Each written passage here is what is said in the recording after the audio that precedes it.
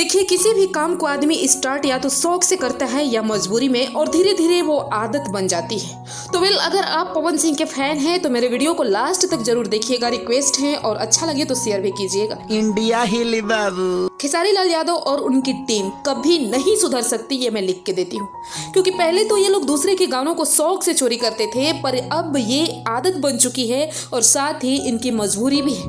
बताइए, 20 दिनों पहले जिस गाने का शूटिंग और सारा चीज कंप्लीट हो चुका था, उस गाने को मात्र 2 दिनों में कॉपी करके शूटिंग करके रिलीज कर दिया जाता है। क्या समझते हैं आप खेसारी जी कि पब्लिक इतनी बेवकूफ है जो कुछ समझेगी नहीं? पहले की तरह पब्लिक को बरगलाते रहेंगे और पब्लिक मूर्ख बनती रहेगी। पब्लिक के सामने पवन भैया कहते हैं, आप इंटरव्यू में हर किसी के सामने दिखाते हैं, शो ऑफ करते हैं, मैं पवन भैया को बहुत मानता हूँ, और धीरे धीरे पीछे से तलवार से वार करते हैं पीठ पे।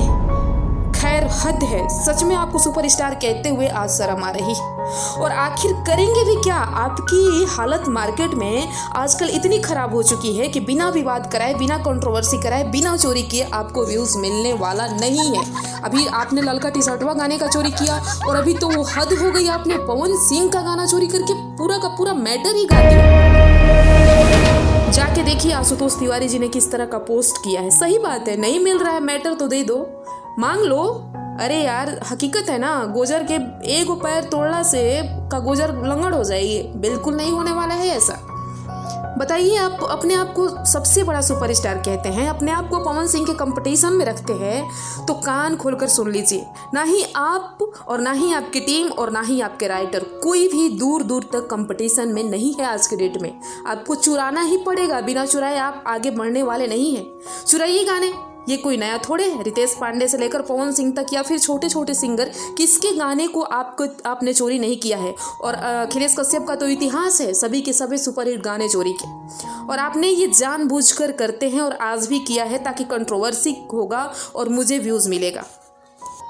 इनका तो भाई पवन सिंह से इतनी जलती है कि ये देखते रहते हैं कि किस दिन इधर से कोई गाना आए, ट्रेलर रिलीज हो तो हम भी अपना गाना छोड़े, ताकि पवन सिंह का आज ट्रेलर भी आने वाला था तो इनके ट्रेलर के व्यूज़ को भी ये कम करेंगे, साथ ही गाने को भी चुरा लिए। वाह वाह भैया खेसारी, क्या कितने बड़े आप सुपरस्टार है, कितना बड़ा नाम कमा रहे हैं भोजपुरी में आप, हद है यार। और फिर बोलते हैं कि पवन भैया तो मेरे फिल्मों का प्रमोशन नहीं करते और मैं करता हूँ। अरे क्यों करे, शर्म कीजिए ना खेसारी लाल।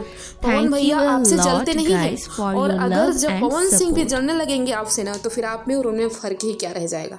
यही तो उनकी शालीनता, इंसानियत है, जो पब्लिक आज उनको इतना भर भर के प्यार दे रही है, और 30 सालों से पब्लिक के दिलों पर राज करते आ रहे हैं, किसी के गाने को चुरा कर नहीं।